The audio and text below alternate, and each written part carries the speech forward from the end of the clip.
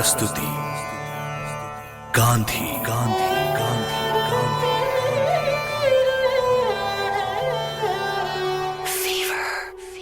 नमस्कार सर, एक बात पूछूं आपसे।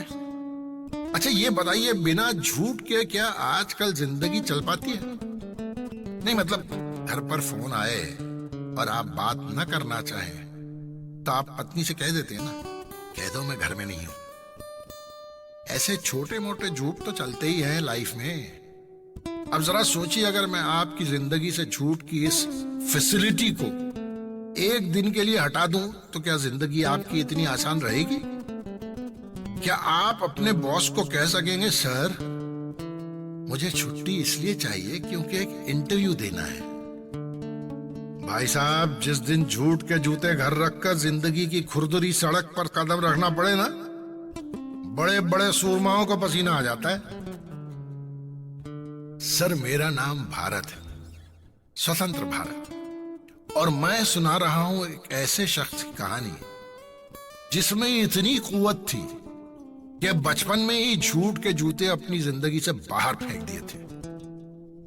ये कहानी है मेरे बापू मोहनदास करमचंद गांधी की।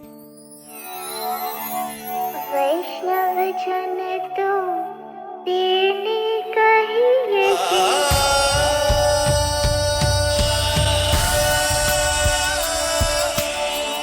वैष्णव जन तो तेने कहिए जे, पीड़ पराई जाए रे। वैष्णव जन तो तेने कहिए जे, पीड़ पराई जाए रे। पर दुखे उपकार करे कोई, मन अभिमान न पाए रे। वैष्णव जन तो तेने कहिए जे, पीड़ पराई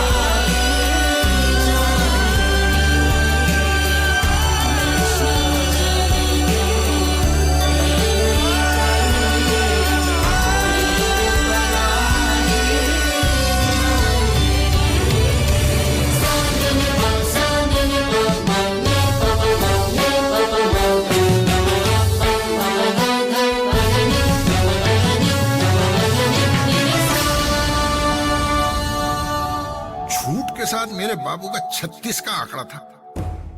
वैसे बचपन में अगर आप मेरे बाबू को देखते ना, आप कहते ये बंदा राष्ट्रपिता बनेगा?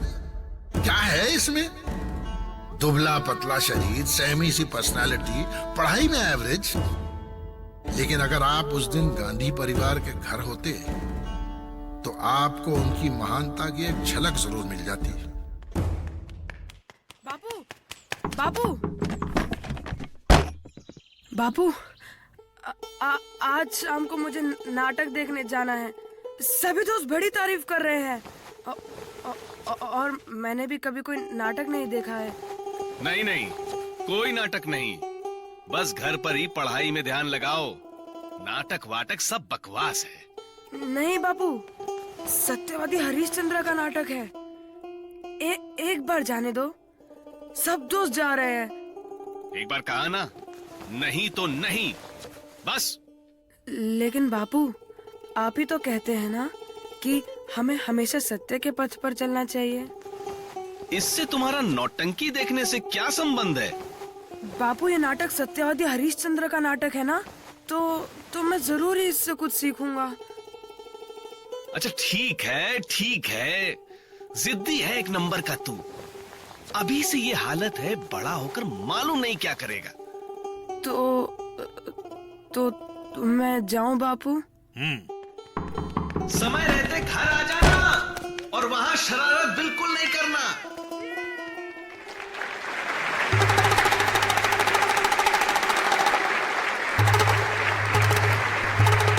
नहीं रानी, मैं अपने कर्तव्य से बंधा हुआ हूं। भले ही ये मेरा पुत्र है, परंतु जब तक तुम मुझे धन नहीं दोगी, मैं तुम्हें शमशान में नहीं जाने दूंगा। सत्य और कर्तव्य से बंधा हुआ प्रिय, पुत्र शव का दहन मैं न कर पाऊंगा। पहले धन का प्रबंध करके आ तू यहीं, बिना धन के से मैं न छू पाऊंगा।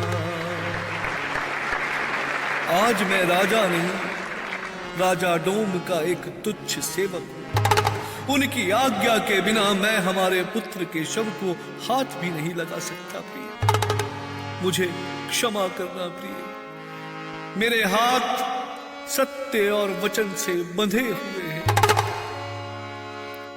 हे राजा हरिश्चंद्र, इतने कष्ट भोगने के बाद भी आपने सत्य का साथ नहीं छोड़ा।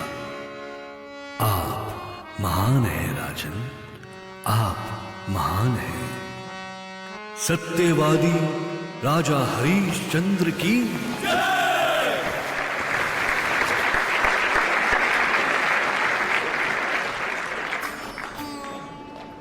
ए मोहन, तू रो क्यों रहा है? नाटक खत्म हो गया है, घर नहीं चलना है क्या? भैया, हम सब सच क्यों नहीं बोलते हैं? हम सब भी अगर सच बोलेंगे तो दुनिया कितनी अच्छी हो जाएगी। आज से मैं कसम खाता हूँ कि राजा हरिश्चंद्र की तरह मैं भी अब से सिर्फ सच ही बोलूंगा। 12 साल की छोटी सी उम्र में ही बापू ने सत्य की महत्ता को भली भांति समझ ली और फिर सारी जिंदगी कभी भी झूठ का सहारा नहीं लिया। मेरे सच्चे बापू की सच्ची कहानी को हम आगे बढ़ाएंगे।